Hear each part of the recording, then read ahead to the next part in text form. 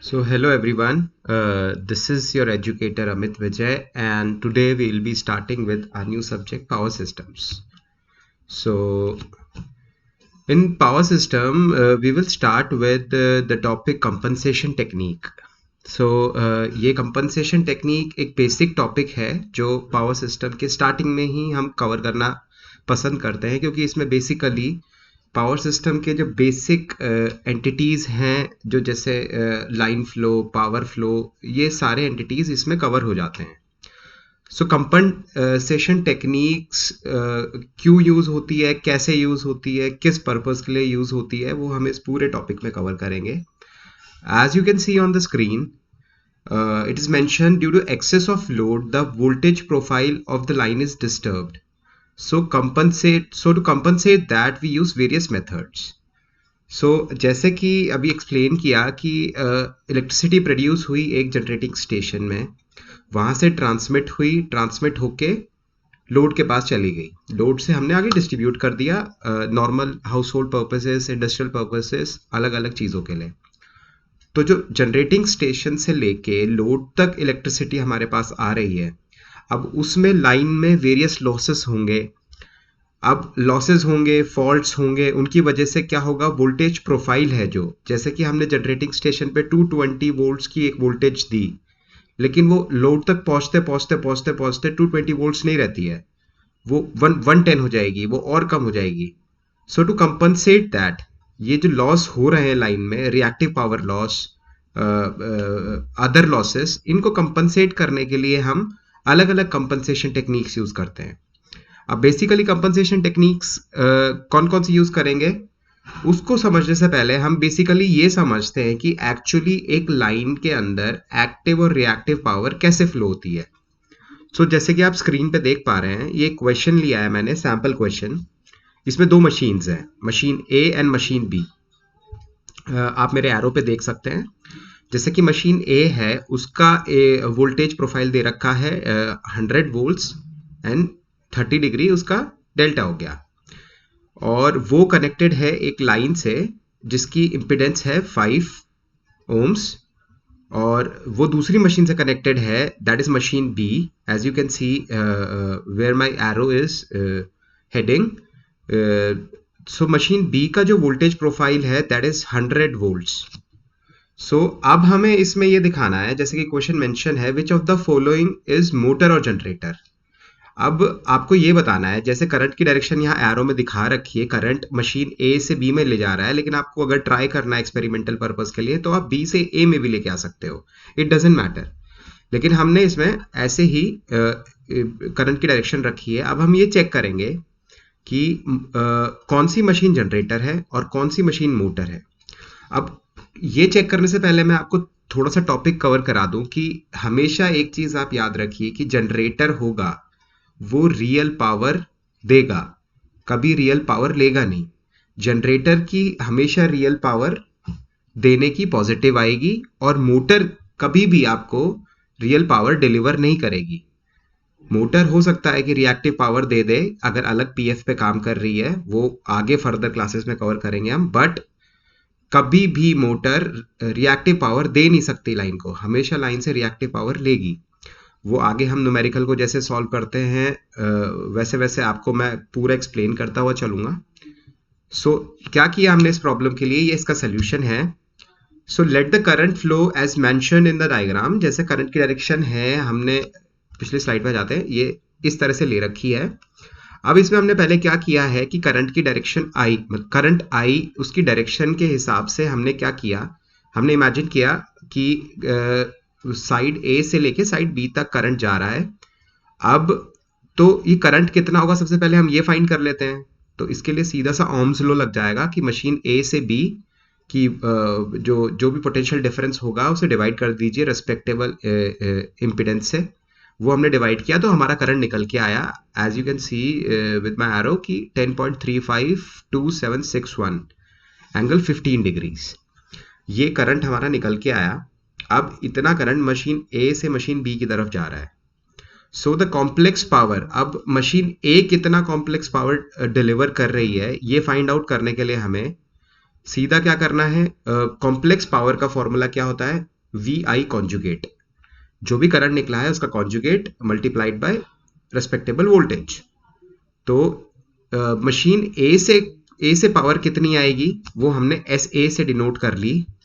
अब S A से आप देख रहे हैं एरो के, S uh is equal to V into I conjugate. So 100 angle 30 multiply by 10.35 angle minus 15 minus because I conjugate लिया इसलिए नेगेटिव साइन आ गया। सो हम जब इसको कैलकुलेट करते हैं तो ये निकल के आता है अप्रोक्सीमेटली 1000 वॉट प्लस 268 वॉट्स। अब 1000 वॉट्स का मतलब मशीन ए 1000 वॉट डिलीवर कर रही है लाइन को प्लस दूसरी मशीन को, एंड प्लस 268 वॉट्स मतलब कि मशीन ए डिलीवर करी हुई करंट की डायरेक्शन हमने डिलीवरिंग फॉर्म में ली है। मशीन ए से, जैसे दोबारा दिखा देता हूं मैं, मशीन ए से करंट निकल के जा रहा है मशीन बी की तरफ, तो जा रहा है मतलब मशीन ए डिलीवर कर रही है, मशीन बी एक्सेप्ट कर रही है। इस टाइम पे हमने इमेजिन किया है, तो इसमें डिलीवरी जो रिएक्टिव पावर है वो पॉजिटिव है और जो डिलीवरी एक्टिव पावर है वो भी पॉजिटिव है। तो मशीन ए, हम इस कंक्लूजन पे कह सकते हैं कि जब डिलीवर पॉजिटिव पावर कर रही है, इसका मतलब मशीन ए एक जनरेटर है।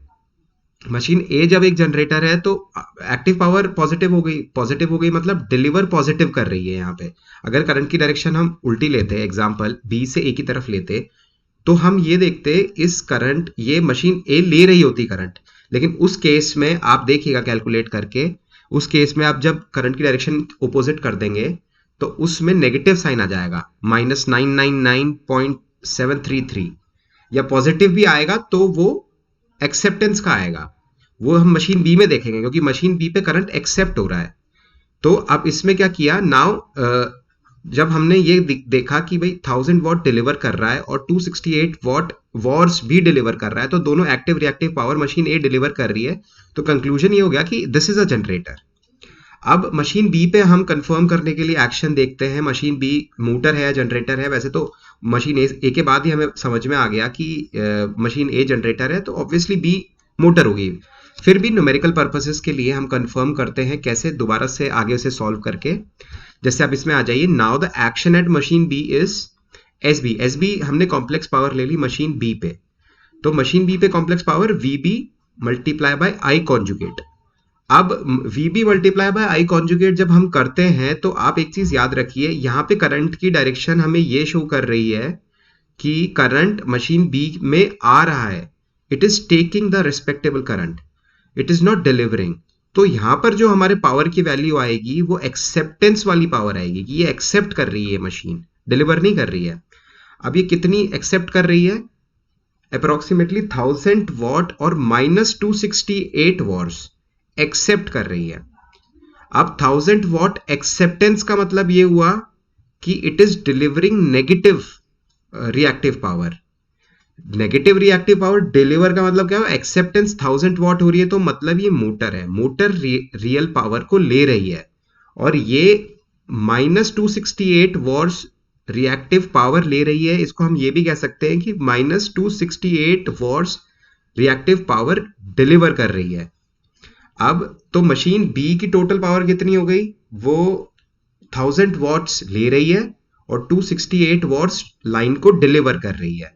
अब इसको क्रॉस चेक करने के लिए, जैसे पहली मशीन बी लाइन को 268 वॉट्स डिलीवर कर रही थी, मशीन बी भी लाइन को 268 वॉट्स डिलीवर कर रही है। अब चेक करते हैं कि ये पावर, अगर ये मशीन ए भी डिलीवर कर रही है रिएक्टिव पावर, मशीन बी भी रिएक्टिव पावर डिलीवर कर रही है, तो दोनों का जो सम ऑफ रिएक्टिव पावर है वो इस लाइन इंडक्टेंस में यूज होना चाहिए। अब इसको क्रॉस चेक करने के लिए हमने क्या किया, जनरेटर ए से जो पावर आ रही है, जनरेटर बी से दो पावर आ रही है, उसे हमने ऐड कर दिया। 268 प्लस 268 विल बी 536। अगर हमारे इंडक्टर पे भी 536 पावर यूज हो रही है, बर्न हो रही है, इसका मतलब हमारा जो अप्रोच है वो करेक्ट है। अब इसके लिए कैलकुलेट करने के लिए हम क्या कर सकते हैं, आई स्क्वायर एक्सएल सीधा फॉर्मूला है कि अगर किसी इंडक्टेंस से आई करंट जा रहा है तो उसके अक्रॉस पावर आएगी आई स्क्वायर एक्सएल। आई कितना है 10.35, 10.35 स्क्वायर मल्टीप्लाई बाय इंडक्टेंस की वैल्यू है 5, so it will be 536 watts. तो इससे हमने क्रॉस वेरीफाई कर लिया कि दोनों में जो रिएक्टिव पावर डिलीवर कर रहे हैं वो इंडक्टेंस में यूज हो रही है। ये आपको एक ये न्यूमेरिकल था जस्ट आपको एक क्लियर आइडिया देने के लिए कि कैसे एक्चुअल एक लाइन में पावर फ्लो हो रहा है, किस तरह से होता है। अब आप इसको ट्राई करना चाहते हैं तो आप करके देख सकते हैं करंट की डायरेक्शन रिवर्स लेके।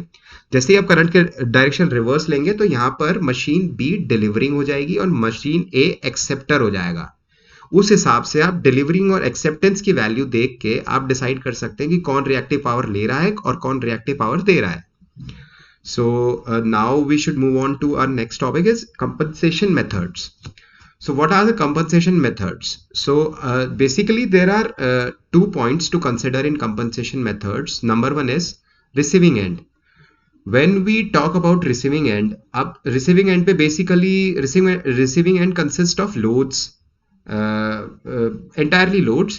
So receiving end पे हम क्या यूज करते हैं? Shunt capacitor, shunt reactor, series capacitor. और भी टेक्निक्स होती हैं but get point of view के हिसाब से वो टेक्निक्स अभी यूजफुल नहीं है डिस्कस करना, जैसे booster transformer, tap changing transformer, OLTC जिसे अपन बोलते हैं, वो भी यूज होती हैं but it's not relevant from gate point view, so we'll be skipping that. Second point आया है यहाँ पे सोर्स सेंडिंग एंड। जो सोर्स और सेंडिंग एंड पावर होती है उधर अगर हमें कंपनसेशन मेथड यूज करने हैं तो वो बेसिकली हम जनरेटर एक्साइटेशन कंट्रोल करते हैं। वहां पर हम कोई भी शंट कैपेसिटर या सीरीज कैपेसिटर इन्हें यूज नहीं करते। अब हम नेक्स्ट स्लाइड में देखते हैं कि as you can see this on the screen shunt capacitor. So basically shunt capacitor करता क्या है, शंट कैपेसिटर हम लगाते क्यों हैं? आप जरा एक बार इमेजिन करने की कोशिश कीजिए कि एक लाइन जा रही है, वो आगे की स्लाइड्स में मैं आपको एक्सप्लेन भी करूंगा। जैसे एक लाइन जा रही है, अभी बेसिकली एक हल्का सा आइडिया ले लीजिए आप। लाइन जा रही है, वहां से हम एक पावर सेंड कर रहे हैं और दूसरी तरफ लॉस होते होते होते होते हमें लाइन जो रिसीविंग एंड है वहां पर वो पावर नहीं मिल रही जो हम सेंडिंग एंड से भेज रहे हैं। लेकिन हम चाहते हैं the ideal condition would be कि जो सेंडिंग एंड पावर है और रिसीविंग एंड पावर हो वो दोनों बराबर हो। अब इसको बराबर करने के लिए हम क्या करेंगे? हमेशा आप एक चीज बेसिक याद रखिए, पावर सिस्टम में जो कैपेसिटर्स हम यूज करते हैं, पावर सिस्टम में नहीं मशीन्स में भी, एवरीवेयर कैपेसिटर हमेशा रिएक्टिव पावर सिस्टम को देगा और जो लैगिंग रिएक्टिव पावर देगा और लीडिंग रिएक्टिव पावर एक्सेप्ट करेगा। और इंडक्टर के केस में बिल्कुल अपोजिट होगा। जो लीडिंग रिएक्टिव पावर है इंडक्टर वो लाइन को देगा और लैगिंग रिएक्टिव पावर रिसीव करेगा। इसलिए कभी भी जब लाइन में वोल्टेज डिप आता है या वोल्टेज कम आता है और हमें उसकी वोल्टेज बढ़ानी है तो basically voltage is directly proportional to reactive power. ये चीज याद रखिएगा, ये स्टेटमेंट। तो जैसे ही रिएक्टिव पावर हम लाइन की कंपनसेट कर देंगे वैसे ही लाइन की वोल्टेज कंपनसेट हो जाएगी। अगर लाइन की वोल्टेज ज्यादा है, जैसे कि फेरेंटी इफेक्ट में होता है, सेंडिंग एंड वोल्टेज से रिसीविंग एंड वोल्टेज ज्यादा है और ये बेसिकली होता लाइन कैपेसिटेंस की वजह से, लेकिन ये कंडीशन भी आ जाती है तो उस कंडीशन में हम शंट रिएक्टर का यूज करते हैं। वो क्या करेगा? एक्सेसिव रिएक्टिव पावर को यूज कर लेगा और वोल्टेज प्रोफाइल को बैलेंस रखेगा। तो वो आगे हम कवर करेंगे। अभी शंट कैपेसिटर देख लेते हैं। शंट कैपेसिटर तो बेसिकली हम क्यों यूज करते हैं? वोल्टेज बढ़ाने के लिए। कभी भी हमें sending end receiving end voltage में डिफरेंस आ रहा है और receiving end voltage is less than sending end voltage, उस कंडीशन में हम शंट कैपेसिटर यूज करेंगे। अब इसको यूज करने से होता क्या है, उसके लिए बेसिक कुछ थियरी पॉइंट्स हैं as you can see on the slides. The power factor of the system is improved, the voltage regulation of transmission line is improved. So as we know, जैसे ही हम लगा देंगे कैपेसिटर, ऑब्वियसली कैपेसिटर हमेशा lagging power factor पे काम करता है या लीडिंग पे? ऑब्वियसली हमेशा लीडिंग पावर फैक्टर पे काम करेगा कैपेसिटर। तो जैसे ही लीडिंग पावर फैक्टर लाइन में आप ऐड करेंगे तो पीएफ ऑटोमेटिकली लाइन का इंप्रूव हो जाएगा। वोल्टेज रेगुलेशन क्यों इंप्रूव होगा? क्योंकि जैसे ही हम कैपेसिटेंस लगा रहे हैं वैसे ही वोल्टेज इंक्रीज हो जा रही है। And voltage regulation it is the rise in voltage as the load in sending end is removed. So this is voltage regulation. जैसे ही हम सेंडिंग एंड से लोड हटाते हैं तो उसकी वोल्टेज में राइज आएगा। अब वो राइज कितना है, वो कम से कम राइज होना चाहिए। अगर जितना ज्यादा राइज होगा उतना ज्यादा वोल्टेज रेगुलेशन है, तो मतलब ये एक सही लाइन कैरेक्टरिस्टिक्स नहीं है। Voltage regulation should be as low as possible. So shunt capacitor के बाद हमारी वोल्टेज रेगुलेशन है वो भी लो हो जाती है। It improves. So the stability of system is improved. अब स्टेबिलिटी ऑफ सिस्टम कैसे होता है, बेसिकली एवरीबडी नो, हमने बीटेक में बड़ा कॉमनली पढ़ा है कि P is equal to V S V R by XL sine delta. अब साइन डेल्टा जो है, जब डेल्टा रिड्यूस होता है, एक्साइटेशन एंगल रिड्यूस होता है, तो जब वो एंगल रिड्यूस होगा तो ओवरऑल क्या रिड्यूस होगा, जब वो एंगल रिड्यूस होगा तो जो मशीन, याद है आपको स्विंग कर्व, जो वो मशीन जो डेल्टा रिड्यूस होती है तो वो लोअर लेवल ऑफ उस ग्राफ पे काम करता है। तो जो वो पावर इक्वेशन आता है, जो वो ग्राफ आता है, उसके लोअर लेवल पे जब हमारा रहेगा साइन, तो ऑब्वियसली हमारी मशीन स्टेबिलिटी वाइज अच्छा काम करेगी। जैसे ही डेल्टा इंक्रीज होगा, when the delta is greater than 90, the machine loses its synchronism. The machine, जो मशीन होगी उसकी स्टेबिलिटी लूज हो जाएगी। तो basically stability point of view से adding a shunt capacitor is very good. So shunt capacitor basically हम कौन से कितने सबस्टेशन में यूज करते हैं, तो बेसिकली शंट कैपेसिटर यूज होता है 33 KVA 132 KVA voltage control systems में basically. So it consist of capacitor connected in either star और डेल्टा। तो जैसे जो शंट कैपेसिटर होता है, कभी सिंगल कैपेसिटर कनेक्ट नहीं होगा लाइन में। जब हम इस शंट कैपेसिटर को कनेक्ट करते हैं लाइन में, तो ये बेसिकली स्टार या डेल्टा के फॉर्म में ही कनेक्ट करते हैं हम। जैसे स्टार और डेल्टा के बैंक्स होंगे, अगर वो स्टार का फॉर्म है तो obviously V L is equal to V P H होता है।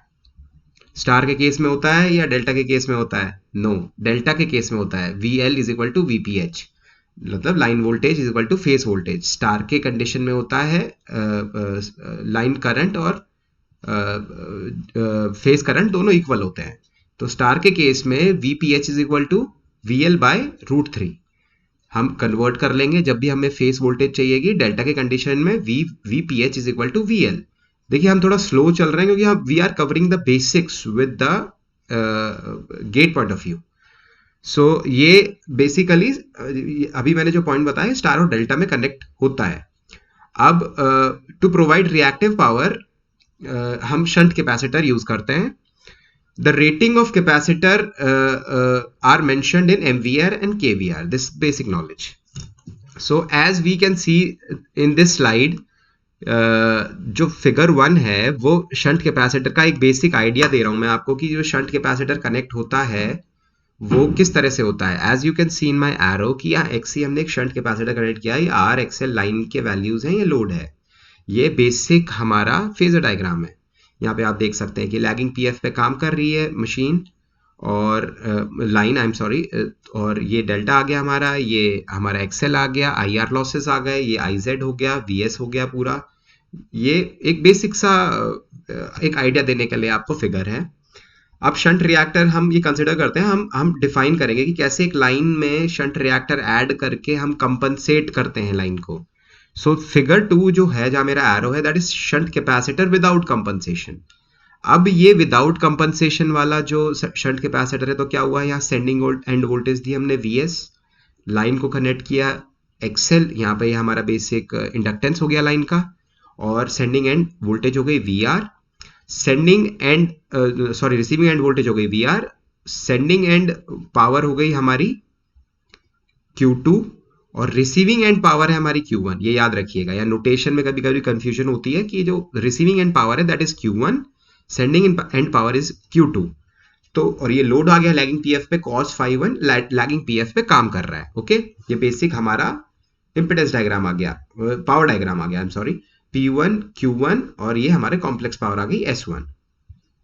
अब अज्यूम कीजिए कंडीशन जब Q1 is greater then Q2, मतलब receiving end reactive power is greater then sending and reactive power. अब रिसीविंग एंड पावर ग्रेटर हो जाएगी sending end से, तो मतलब क्या होगा कि जो रिसीविंग एंड वोल्टेज है that is less than sending end voltage. तो V R is less than V S, because demand हमारी ज्यादा है, सप्लाई कम है। जब डिमांड ज्यादा है, सप्लाई कम है, ऑब्वियसली वहां पर क्राइसिस आएगा। जब वो क्राइसिस आया तो किस चीज का क्राइसिस है?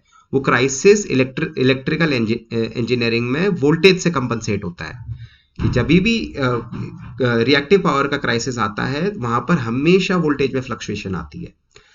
अब ऑब्वियसली जब रिसीविंग एंड पावर लेस है, सेंडिंग एंड पावर मोर है, तो वोल्टेज रेगुलेशन हमारा पॉजिटिव रहेगा। अब नेक्स्ट स्लाइड में हम देखते हैं बेसिकली इसका कंपनसेशन के बाद। So this calculation is after compensation. So P1 is three phase active power. P1 क्या है? रिसीविंग एंड एक्टिव पावर, ठीक है। P नॉट बाई एन, ये एफिशिएंसी से हमने आउटपुट पावर ले लिया, output upon input is equal to efficiency. अब एफिशिएंसी गिवन है तो उस केस में P not by N is equal to P1 input power. So capacitance पर फेस। अब कैपेसिटेंस पर फेस, जैसे मैंने आपको बताया है कि हर फेस में कैपेसिटिव बैंक्स लगे होंगे जब हम कंपनसेट करते हैं। वो बैंक्स या तो स्टार के फॉर्म में होंगे या डेल्टा के फॉर्म में होंगे। अब कैपेसिटेंस पर फेस, अब हर फेस में कितना कैपेसिटेंस आया, अभी पूरे बैंक का कैलकुलेट कर रहे हैं हम। तो reactive power Q C P H कितना हो गई? रिएक्टिव पावर पर फेस कितना हो गई? VPH IPH sine five, basic सा रिलेशन है ये। For pure capacitor 590, everybody knows. So IPH is equal to VPH upon XC is equal to, यहां पर हमने लिख दिया एक्सी को डिनोट कर दिया 2 pi F C P H is equal to XC. XC क्या होता है? Basically 1/2 pi C P H हुआ। अब 1/2 pi F C P H या 1/ओमेगा C P H. So basically जब हमने इसे लिखा तो I P H is equal to V P H upon XC is equal to 2f V P H C P H. अब Q C P H is equal to 2 pi F V P H square C P H square. इस वाले relation से, जो पहले वाला relation है, इससे हमने Q C P H derive कर लिया। अब सी पी एच इस रिलेशन से क्या आएगा? Q C P H upon 2 pi F V P H square. अब ये आ गया क्यू सी पी एच। अब जैसे हम सिंगल फेस का देख रहे हैं तो Q C P H by overall कितना आ गया हमारा? ओवरऑल हमारी रिएक्टिव पावर क्यूसी गिवन है, तो वो QC by 3 2 pi F V P H square, यहाँ पे रिलेशन डिराइव हो गया। अब हम कंसिडर करते हैं क्या, जैसे पहले वाले आपको स्लाइड में मैं दिखाता हूं। जैसे सपोज यहाँ पर पहले P1 Q1 था कि जो रिसीविंग पावर है P1 और रिसीविंग रिएक्टिव पावर है Q1। अब बेसिकली कंपनसेशन के बाद क्या हुआ? कंपनसेशन के बाद हमारा एक QC, भाई यहाँ पर हमने एक कैपेसिटेंस फिगर 1 में देखिए, जो ये XC ऐड किया है, इस XC की वजह से एक हम leading reactive power lagging reactive power line को देंगे उसकी वोल्टेज प्रोफाइल इंप्रूव करने के लिए। अब वो पावर हम इमेजिन करते हैं QC। तो total Q2 plus QC is equal to Q1। तो sending end power plus compensated power is equal to receiving end power. Basically ये रिलेशन डिराइव हो गया। तो Q1 is equal to Q2 plus QC, QC is equal to Q1 minus Q2, QC is equal to, अब यहां से basic Q1 और P1 का जो रिलेशन आता है कि Q is equal to P10 five. तो यहाँ पे Q1 माइनस Q2 की जगह आपने लिख दिया P1 into 10 five 1 minus 10 five 2। और यहां से हम, ये इक्वेशन है जहां एरो आप देख रहे हैं, QC CPH is equal to QC by 3 2 pi F VPH square, ये हमने यहाँ पर इससे एक्सप्रेस कर दिया तो CPH की वैल्यू आ गई। इससे ये जो हमारा बेसिक इक्वेशन डिराइव हुआ है, ये हमारा कैपेसिटेंस पर फेस निकालने का फॉर्मूला हमने डिराइव कर लिया कि जब हमारा शंट कैपेसिटर हम लाइन में ऐड कर रहे हैं तो CPH is equal to P 10 five 1 minus 10 five 2 upon 3 2 pi F VPH square. अब यहाँ पर एक चीज आप याद रखिएगा, जो बेसिक मिस्टेक गेट एग्जाम में होती है, गेट एग्जाम में डायरेक्ट इस फॉर्मूला बेस क्वेश्चन आ जाता है कई बार, इससे कई साल इस फॉर्मूले से क्वेश्चंस आए हैं। इसीलिए मैं आपको बार बार ये कह रहा हूँ कि इस फॉर्मूले में एक चीज याद रखिएगा, जो VPH है वो स्टार के केस में VL बाई रूट 3 हो जाएगा और डेल्टा के केस में VL is equal to VPH होता है। वहां पे आप एज इट इज लिख सकते हैं, लेकिन स्टार के केस में √3 से डिवाइड करना मत भूलिएगा। ये बेसिक गलती होती है जो एग्जाम में हो जाती है। सो इसके बाद हम देखते हैं कि जो जो लाइन जो कैपेसिटेंस बैंक कनेक्टेड है वो बैंक या तो स्टार के फॉर्म में या डेल्टा के फॉर्म में है। अब वो स्टार डेल्टा के फॉर्म में है तो उसे हम कैसे वो करेंगे, सपोज वो स्टार के फॉर्म में है, हमने ये कंसिडर कर लिया। सो एन नंबर ऑफ सेल्स पर फेज है वो, CPH is equal to CS/N, कि भाई n नंबर ऑफ सेल्स है, वो जो ब्रांचेस में कनेक्ट है वो n नंबर ऑफ ब्रांचेस में कनेक्ट है, तो CPH is equal to CS/N। और CS मतलब एक कैपेसिटेंस, जो एक ब्रांच में एक कैपेसिटेंस कनेक्टेड है वो कितना आएगा, तो CS is equal to NCPH। तो ये इक्वेशन भी याद रखिएगा, कई बार आगे क्वेश्चन एक्सटेंड कर कर वो ये पूछ लेते हैं कि शंट कैपेसिटर जो ऐड है उसकी वैल्यू बताइए आप, बैंक की नहीं, ओवरऑल सी फेज की नहीं, सी सिंगल कैपेसिटर की वैल्यू बताइए आप। सो आई होप आप समझ पा रहे हैं, ये इक्वेशन क्लियर है। अब इसके बाद हम कुछ न्यूमेरिकल ट्राई कर लेते हैं, बड़े बेसिक से न्यूमेरिकल हैं। बाद में हम गेट के भी क्वेश्चन कवर करेंगे, तो बेसिक न्यूमेरिकल आपको समझाने के लिए ये है, एक 3 phase induction motor has an impedance of 3 + 4J per phase is connected in delta across 11 kV bus bar capacitor bank having 5 cell per phase is connected in star across the bus bar for improving the power factor of 0.8 lagging. Calculate first capacitance per phase, second capacitance of each cell. So I hope question clear होगा, तो हम direct solution की तरफ move करते हैं। So solution के हिसाब से CPH हमने जो डिराइव किया था वो फॉर्मूला है। अब इसके लिए हमें पहले वहां पर मेंशन कोई रियल पावर मेंशन नहीं है, तो real power is equal to 3VL² cos φ1। अब यहाँ पर हमने इस फॉर्मूले में अपनी वैल्यूज डाल दी, वैल्यूज डालने के बाद हम वैल्यू कैलकुलेट कर लेंगे। VPH हमने यहाँ से कैलकुलेट कर लिया, φ1 is equal to tan inverse 4/3, φ2 is equal to cos inverse 0.8। So CPH की वैल्यू इस कैलकुलेशन के बाद हम जब ये सारी वैल्यू कैलकुलेट करते हैं, CPH की वैल्यू निकल के आती है 668.4 माइक्रोफैरेड। अब उसमें सेकंड क्वेश्चन जो पूछा है वो है कैपेसिटेंस ऑफ ईच सेल। हमने पहले कवर किया था ये सेल, अब सेल का पूछ रहे हैं। अब जब सेल का पूछा है तो सेल क्या है, CS is equal to NCPH। ठीक है, CPH निकाल लिया हमने, N की वैल्यू 5 गिवन है, तो CS निकालना है हमें NCPH, तो मल्टीप्लाई बाय 5। जब 5 से मल्टीप्लाई करते हैं it will be somewhere around 3.342 microfarad. So I hope आपको ये न्यूमेरिकल से क्लियर हो गया जो मैंने अबव पॉइंट एक्सप्लेन किया है।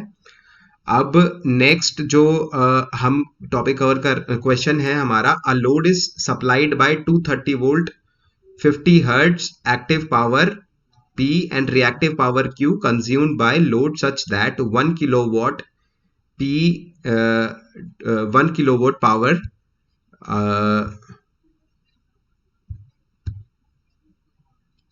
excuse 1 kilo as we can say that 1 kilowatt power power factor correction generated 1 kilowatt reactive power. The worst case power factor after power correction is option A 0.447 lagging, 0.707 lagging, C is 0.894 lagging and D is 1. So इसके हिसाब से जैसे question में पूछा गया था worst case power factor after power correction is, अब worst case power factor after power correction मतलब पावर फैक्टर का वर्स्ट केस कब होगा, जब वो एक्सेसिव लैगिंग पे काम करेगा। लैगिंग पे कब काम करेगा, जब रिएक्टिव पावर मैक्सिमम होगी और एक्टिव पावर लीस्ट होगी।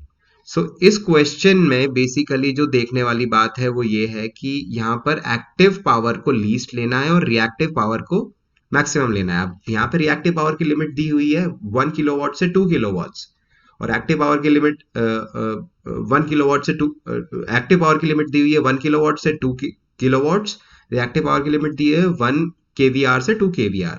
सो इस केस में हम कंसिडर करेंगे 2 kVAR reactive power and 1 kilowatt active power, क्योंकि वर्स्ट केस इसमें दिखाया हुआ है। तो सोल्यूशन के हिसाब से यहाँ पे देखिए आप, reactive power must be maximum and P is equal to real power must be minimum.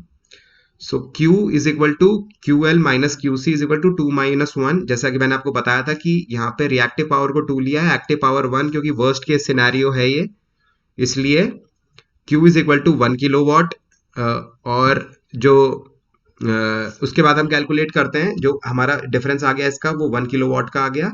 उसके बाद tan phi, this Q, this is not Q, this is phi Q by P is equal to 1। ये हमारा tan phi निकाल लिया हमने, angle निकाल लिया।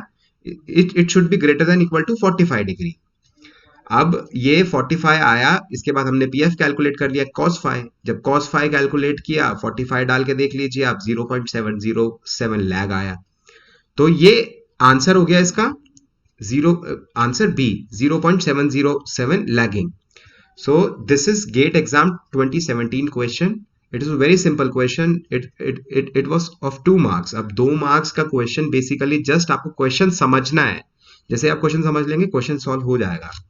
एक theoretical question है जो GATE 2014 में आया है। Shunt reactors are sometimes used in high voltage transmission system. अब shunt reactors are sometime used in high voltage transmission system. अभी हमने कवर किया था 33 केवी से 132 केवी तक यूज होता है, लेकिन कभी कभी क्यों यूज होता है? इसमें ऑप्शन है, A limit the short circuit current through the line, so it is the wrong answer अगर ए आप मार्क करते हैं। B compensate the series reactance of the line under heavily loaded condition, no. C limit over voltage at the load side under lightly loaded condition, और D compensate for voltage drop in the line under heavily loaded condition. अब ये देखने वाली बात है, shunt reactor, this is not shunt capacitor. Shunt reactor basically use कब होता है?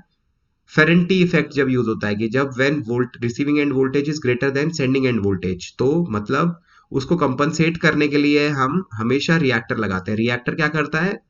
हमारी जो रिएक्टिव पावर है, एक्सेसिव रिएक्टिव पावर है, उसे कंज्यूम करता है, और लैगिंग रिएक्टिव पावर को कंज्यूम करता है, और लीडिंग रिएक्टिव पावर सप्लाई करता है लाइन को। सो इस हिसाब से to limit over voltages at load side under lightly loaded condition, so it's answer is C. ये क्वेश्चन मैं यहाँ पे आपको इसलिए करा रहा हूँ जिससे कि आप बेसिक डिफरेंस समझ पाए कैपेसिटर और इंडक्टर में। इंडक्टर में बार बार ये रिपीट कर रहा हूँ, इंडक्टर हमेशा लैगिंग रिएक्टिव पावर कंज्यूम करता है, और लीडिंग रिएक्टिव पावर लाइन को प्रोवाइड करता है। शंट कैपेसिटेंस हमेशा लैगिंग रिएक्टिव पावर लाइन को प्रोवाइड करेगा, और लीडिंग रिएक्टिव पावर कंज्यूम करेगा। सो ये टॉपिक हम यहाँ खत्म करते हैं। So thank you very much, and अगली क्लास में आई होप हम लोग नया टॉपिक कंटिन्यू करेंगे। So thank you very much.